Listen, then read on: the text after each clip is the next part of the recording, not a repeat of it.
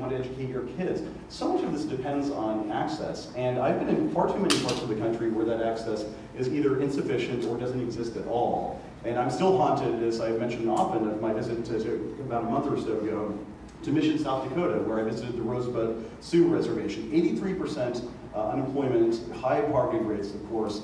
But I especially remember a story of a woman who was found dead in her home, clutching her cell phone. She was in distress, she was older and had health problems. She dialed 911 38 times, but she never got through to emergency personnel because there simply wasn't wireless coverage. And so to me, that was just the starkest example of the fact that there is a digital divide in this country between those who have access to advanced technologies and those who don't. And to me at least, and I'm sure to many of you, access to broadband is not a Republican issue, it's not a Democratic issue, it's an American issue. And if we want to capture all the human capital that is currently sitting on the shelf in the analog, so to speak, parts of this country, if we want to empower every American with digital opportunity, which I do, then I think the FCC is squarely positioned and is responsible for making sure that we push technologies as far into the countryside as we can. So my guess is you get zero. There are not that many things that you get no disagreement on in politics, but I think everyone would agree with broadband as a goal. How do we get there? Well, yeah, I hope that's true. How do we get there is very difficult. The FCC has a couple of tools in the toolbox, one of which is the federal subsidy program that we oversee. We have several $billion that we send into the private sector each year to spur the build out of these networks. And in my first full month as chairman, when we had the chance to set the agenda, we crossed the finish line on a bipartisan basis, I might add, somewhat rare in Washington, as you might have heard. We got across the finish line a $4.5 billion plan to push 4G LTE into all parts of the country that are currently unserved with wireless service, and a $2 billion plan to push fixed broadband, the wireline broadband services that we all know, into unserved parts of the country. There are a number of different elements of that, which I'd be happy to get into, but the gist of it is that we're trying to use these scarce federal dollars to benefit the people who are currently on the wrong side of the divide. The second piece, the second tool in the toolbox, so to speak, is modernizing our regulations, recognizing, for instance, that it doesn't make sense anymore for us not to give access to all kinds of broadband providers, big and small, who want access to the poles and the ducts and the conduits that are in the ground in order to lay fiber. I still remember a trip I made to Detroit earlier this year, where Rocket Fiber, a new competitive upstart, wants to string fiber in parts of Detroit that have long since been written off. But they said the critical element for them is getting timely and cheap access to utility poles. Well, that's something that we're aiming to do, to modernize our rules and to recognize that some of these competitors need access in real time. The other piece of that, well, there are many other pieces of it that I... And we can get into a bunch of them. I am curious, kind of that first layer down that you mentioned is historically broadband, when we talk broadband, we meant fixed internet service. Right. Is wireless enough in this day and age with the speeds you get with LTE? Should we be having a wireless versus wireline debate, or can wireless really deliver all the broadband anyone needs, and should we be focused there? That's one of the questions that the FCC is thinking about right now, is to what extent we should think about wireless as a complement or substitute for wired. As the most recent wireless competition report that the FCC is considering points out, LTE now is achieving 23.6 megabits per second speed, and so that's one of the things we need to think about. Also, it depends on the application. And if I'm updating my fantasy football lineup, obviously then in most cases wireless would be sufficient. If you're doing some heavy duty downloading of 4K video, then it might be a different question. So it's also tailored to the nature of the application, I would say. So do you think it's too soon to tell, or we're just not quite there yet?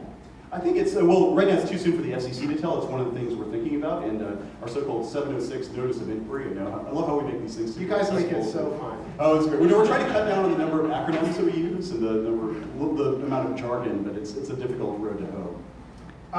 You mentioned the recent report on competition, and I'm curious. So, for those who don't know, and correct me if I'm wrong, because I read fairly briefly. I was at a little Apple event this morning, but they announced something. Something. I think they're building a park in Cupertino. The FCC report, for the first time, said there's healthy, robust competition in wireless, and I'm curious what that means, and does that mean it's great? We can all celebrate. I think a couple of the companies that make up that robust competition have expressed some interest in potentially consolidating. I'm curious, if two of them merge, would we still have robust competition? How do you think about competition among the wireless carriers? That's a great question, and for those of you who haven't had a chance to see, you can find it on our website, fcc.gov. We now, this is another one of my great innovations at the FCC, we actually publish proposals and orders and reports before we vote on them, which was not the norm for many years previous. I know this sounds ridiculous to many of you, but that's the way we did business. Anyway, in this report, one of the things we find is that some of the indicia of competition are very strong. So for instance, the number of mobile subscriptions is up. We now have 400 million mobile subscriptions in the United States, 121% mobile penetration rate, which is more mobile subscriptions than we have people. The price per megabit per second is down. It was $1.37 in 2007. It's less than half a cent now in 2017. Prices are going down as well, and speeds are going up. So we take a look at some of those things we find on net. Consumers are better off and the competition is thriving. However, as I made clear in a speech this morning, I personally believe that there are significant challenges. And I use the example of the woman in Mission, South Dakota. There are many parts of this country that don't have 4G LTE, where wireless service is not a given. And I personally have experienced those. I've logged something like 3,000 road miles driving across the United States from, recently I drove from all the way from Milwaukee, Wisconsin to Casper, Wyoming. And in many parts of the country, the signal would be very weak or just drop altogether. So I recognize that there are challenges that remain, and we're committed to solving those challenges. But I think looking at it on a macro level, we try to take a fair look at the facts and we do find that the marketplace is competitive. I mean, on the competition piece, it wasn't that long ago you had two really strong competitors and two really weak competitors. T-Mobile got really aggressive several years ago now. They've accounted for most of the growth in the industry in terms of smartphone subscriptions. Sprint has grown some in recent, but kind of struggling. They're still much smaller, even though much healthier than they were, especially T-Mobile. They're still much smaller. Would one combined be stronger? Would there still be healthy competition? Or the previous administration seemed to think 4 was the magic number? I know that there's a lot of commentary about this. Some economists and financial folks will make the case that they'd be stronger together. Others make the case that they'd be stronger apart. As a regulator, however, I can't prejudge any particular issue. It's highly fact-dependent. It depends on what facts are in the record, and we want to be able to test different arguments against each other. And so unless and until a particular transaction is presented to us, I have to give the unsatisfactory answer I know that I can't opine about the merits or demerits of a particular deal. All right, we'll let someone, when we get to open Q&A, someone can push further. I tried. On the subject of sort of broadband and how we get it to more, I do want to drill down a little more in, you've got a room of people, Microsoft, Google are going to speak later. What would you like to see those companies do? What is their role? What is the role of everyone here in doing it? And what should they rightly ask you, the government, to be doing? I frankly... Sorry, time's up. Here we go. I think I got it now. It's always dangerous to give a karaoke fan an open mic, by the way. Anyway, so I personally want every single company which is in this space to compete as vigorously as possible. As a regulator, I am technology neutral. I could care less what technology is brought to bear on the equation when it comes to solving the digital divide. And that's part of the reason why in June, the FCC unanimously approved the application of an innovative satellite company, OneWeb, which wants to deploy approximately 720 satellites into low Earth orbit. That's part of the reason why in South Boston, Virginia, I had a chance to meet with the team at Microsoft to talk about their white spaces proposals and meet a young man, Dylan Harris, who used that broadband application to do his homework that he couldn't do previously. That's part of the reason why we're teeing up a lot of spectrum for fixed wireless companies. And some of these are very small mom and pop companies that nobody will know, but they're critical to solving the equation in rural and low income areas. We want all of these companies to have a full and fair opportunity to compete. And so from my perspective, we want to make sure that we have a regulatory framework that enables them to compete on a level playing field. And I'm really excited about where we are. I recognize that there are significant challenges in the broadband marketplace, but based on the innovation I've seen in these various sectors, we stand on the brink of something big. And if we can't bring them all to bear to solve the digital divide, that's something that benefits every single company. That's great. Oh, for sure. If I get cut off, it's less of a big deal. That's certainly not true. We'll cut off his mic in a second. We know a lot gets written about some of the legislation and policies that you aren't in favor of the FCC handling. One comes to mind, I think there were a few protesters in favor of net neutrality. Oh, I thought it was AM radio. Yeah. But I'm It's always curious, an evergreen. Yes. I'm curious to get your thoughts a different way. What do you see as good regulation? What should the FCC be regulating? What does ideal regulation look like to you? I think ideal regulation is regulation that solves a market failure, regulation that creates a competitive marketplace that otherwise would not exist but for those rules. And that's part of the reason why I consistently say, whenever I'm thinking about a regulation, what is the problem we're trying to solve? And do the costs of this regulation outweigh the benefits?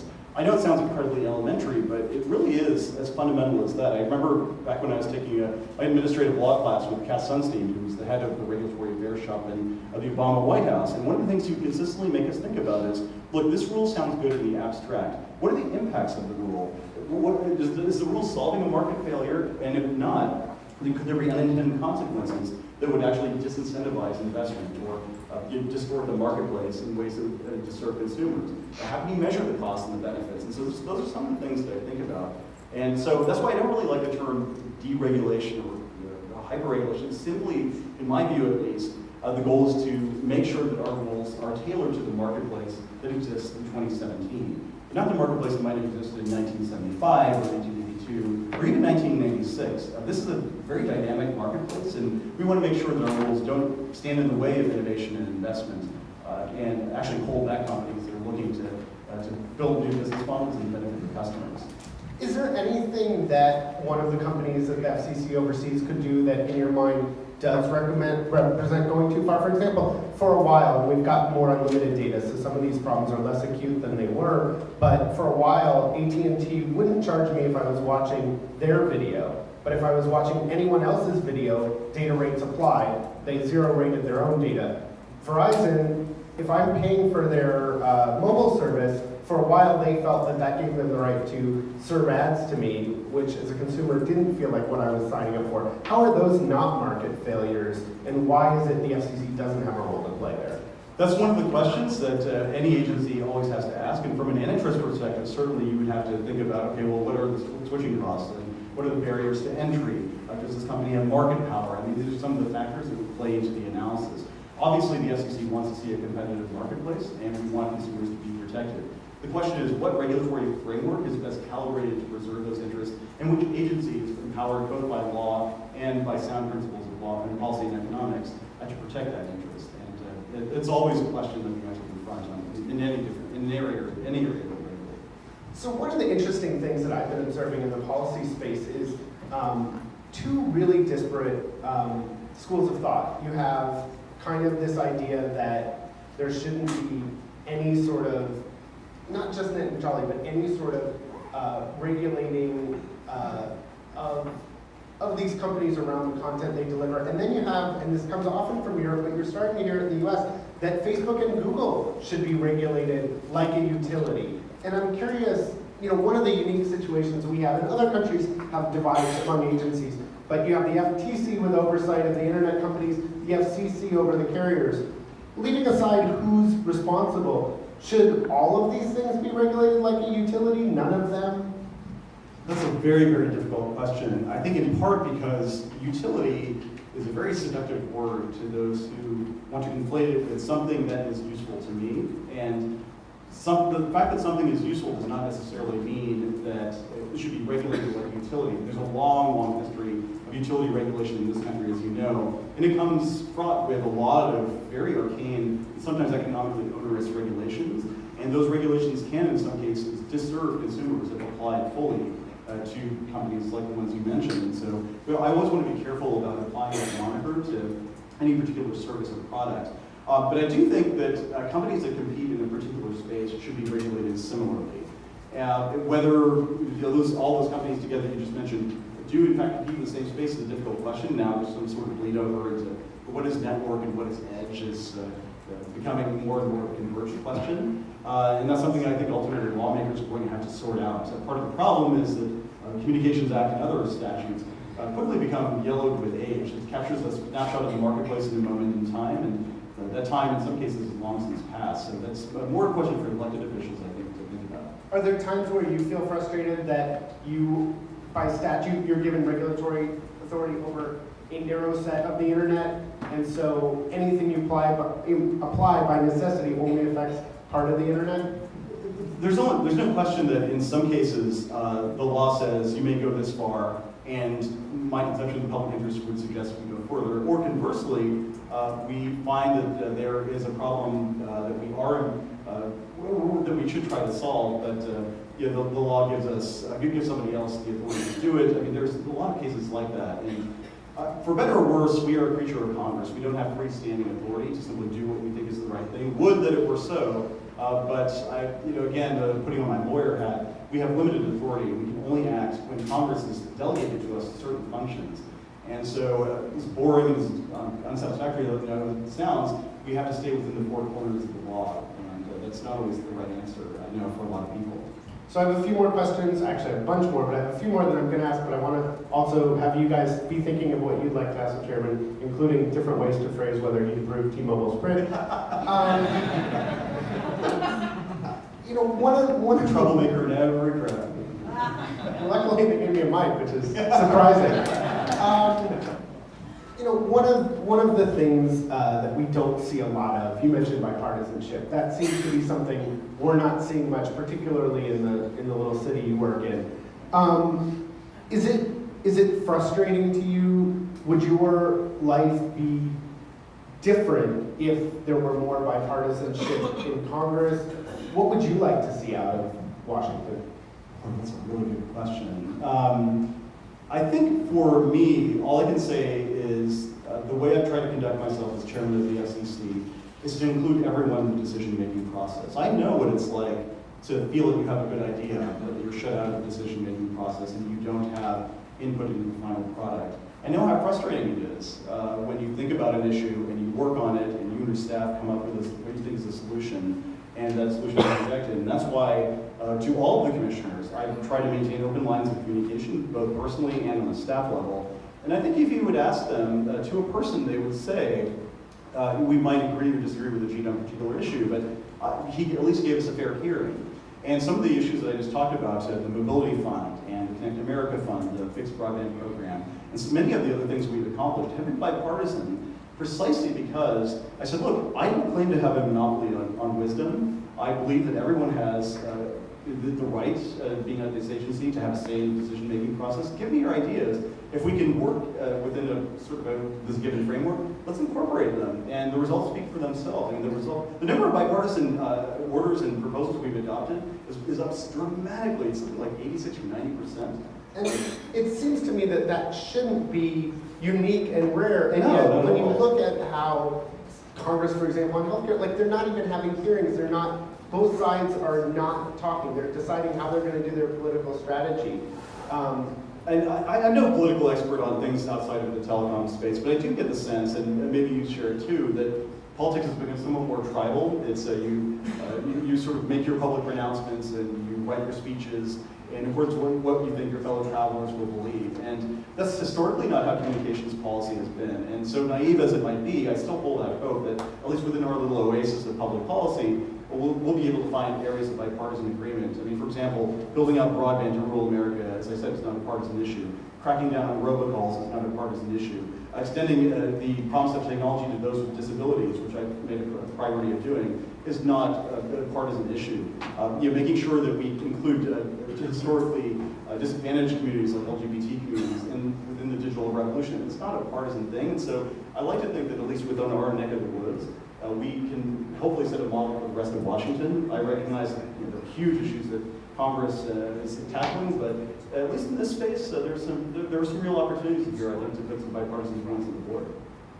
I'm not sure elephant in the room is the right phrase, but I'm curious, you are the president's appointee as FCC chair. You've had some opportunities to engage with the president. Yeah. What do you make of this president? What don't we know about President Trump? What is he better than we think at? What is he less good at? What are your observations of him? So I had a chance to meet with him twice. Once was in January, went up to Trump Tower and discussed this position, and the second time was in early March when I met with him. He told me he'd be renominating me for a second term. And all I can tell you is that in person, he was very gregarious, very up to date on some of our work, and his team had the chance to speak with every now and again on things like the infrastructure plan, has been very proactive in thinking about ways to craft bipartisan proposals. And that's part of the reason why, when I've advocated, with respect to the infrastructure plan in particular, I said, look, please include broadband, digital infrastructure as a part of that. And that's something that they took seriously. I think when the president announced that if there's an infrastructure plan,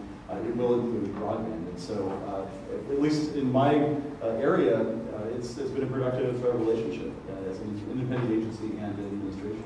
So, good leadership, you're liking the administration? Oh, I'm certainly not going to comment on any of the broader stuff that's beyond the waters of the FCC. I think there are plenty of other folks who can make their own judgments about it. I certainly have an inferior Twitter presence. Touche. So feel free to in the follow-up, ask more about that. So one of the things that I noticed before tonight... I'm being followed by Morgan Fairchild and Jerry Rice, though, which is kind of cool. Very random fun. You're pretty good at this whole politics thing. A lot of people have suggested really? You run for office. Is that something you can see when you're done being FCC chair? Oh, I can say 100% definitively here in the basement of Galvanize, I will not be ever a candidate for governor of California.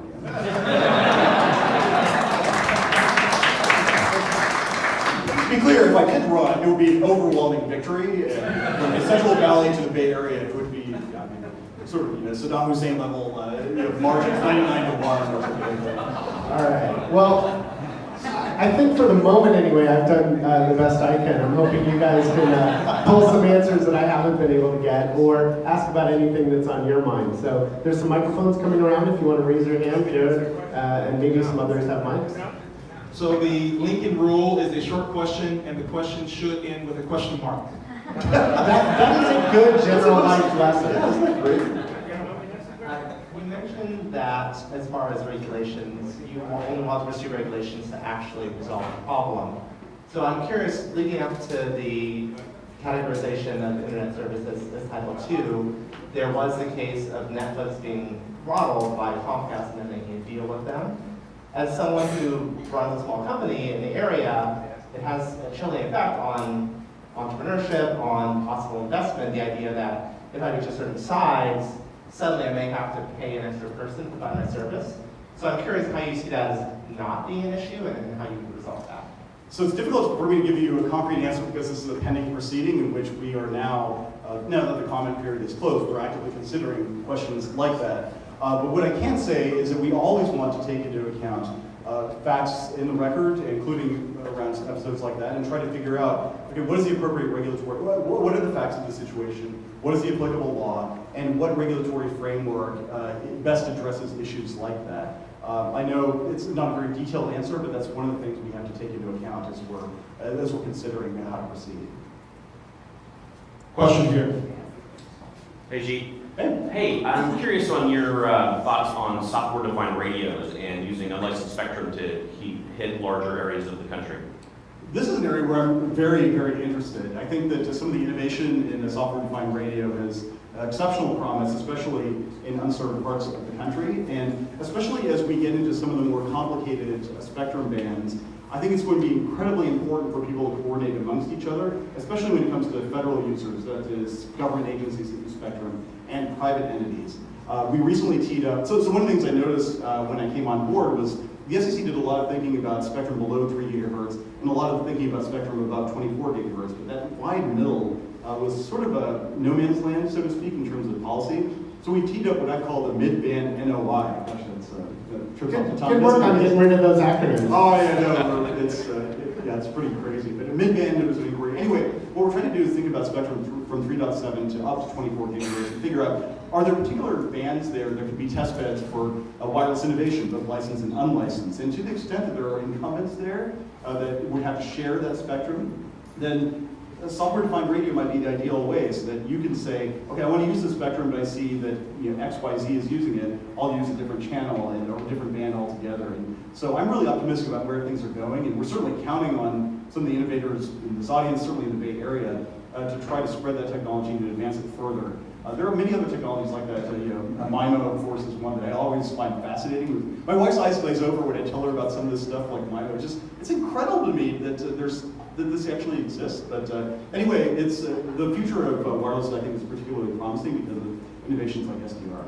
You say mid-band NOI and she doesn't get all? Oh, no, well, I mean, so she's a doctor, so I mean, she comes home, she says, a patient was anaphylaxing, I gave this person a shot, I saved his or her life.